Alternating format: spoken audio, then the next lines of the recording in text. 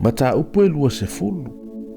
O le oti o Miriama, o le muimuinga o le nuu, o le oti o Arona. Ona o ile o le whanaunga Israelu, o le whaputuputonga uma, i le vao tisina, i le masina muamua. Nono no fo ile o le nuu i kātesa, woti e fo i Miriama, ma ua tanu ai i le amea. E le fo ini vai mo le whaputuputonga, ona lātou whaputuputo mai e le fina u ia Mose ma Arona. Ona fina u mai le o le nuu ia Mose, ma lātou whai mai ua whape mai. E le leipe ana mātou woti ina ua oti o mātou uso i lumo Iova. Se a ele mea ua ulua au mai ai le whaaputuputonga Iova i le nei vau. Ina ia oti ai o i mātou, ato fo i mātou manu.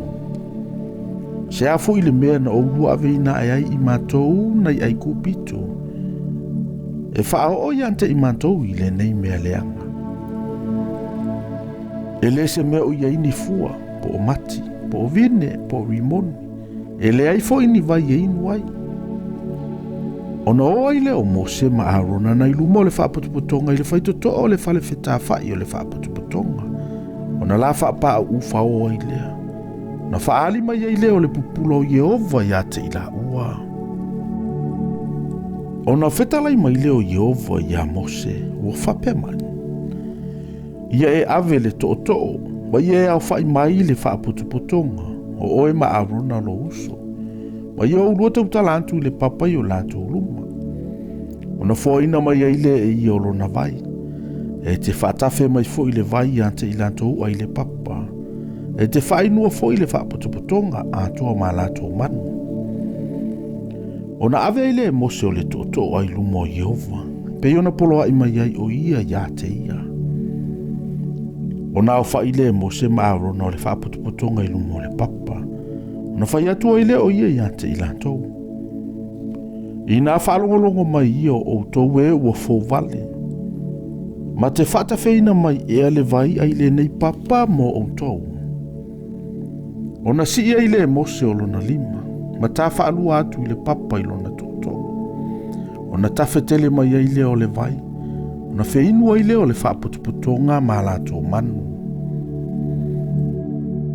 Ona whetalai mai ai leo Yehova ia Mose ma Arona.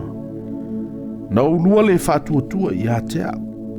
Ia whaapa ia ina ia au iluma o le whanaunga Israelu. O le mea lava lea, lua te le whaoti ai le nei whaaputuputonga i le nua o fua ina ia te ilatou. O le vaile nei o Meripa. A wana fina ule whanaunga Israelu ia Yehova. Na whapa ia ina foi o ia i o lato luma. Ua tuule sa vali e Mose e kātesa i le nuo e toma e whai atu iai. O lo whapea mailo uso Israelu. Ua e sila fia le tinga umalava o ia te i mātou. No i fo mātou tamai ai kupito. E tele foi pōna mātou no foi ai kupito. A wanga leanga mai ai kupito ia te i mātou. A tōmo mātou tamā. Na mātou alalanga ilea ia Yehova. Na whaafufunga ina fo ia ia o mātou leo. Na wina mai fo ia ia le angelu. Ma ua au mai i mātou ai kupito. Whauta fo. O lo i kātesa i mātou. O le a aile e tupito lava i le tua o yolonu. Mātou te ai o iatu i hate oe. Ia mātou i ane i lo nuu. Mātou te leu i ane i whanua. Po tō vine. Mātou te le whainu fo i vai eli. O le ala telo le tupu mātou te ui atu ai. Mātou te le awhiane i le tūtau matau po le tūtau anga vale. Se ia mātou tuana i atu le tua oi o lo nuu. Au atali mai e toma i a te ia. E te leu i lava i lo nuu. Ne i o walu antu e te i ante oi le pelu. Ona whai atu aile o le whanaunga Israelu i a te ia.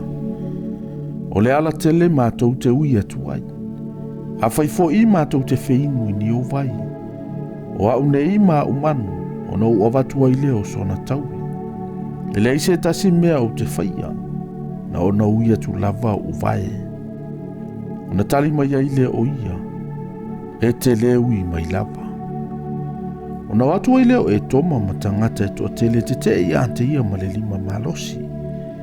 Ua le mawhai lava ia e tō mauna hui ato Israelu I lona nuu. O na alo ese ai leo Israelu ia te ia.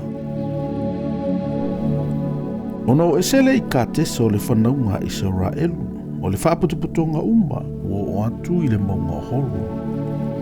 O whetalai mai fo I ova ia Mose ma Arona I le maunga horo, I le tua o I le nuo e toma.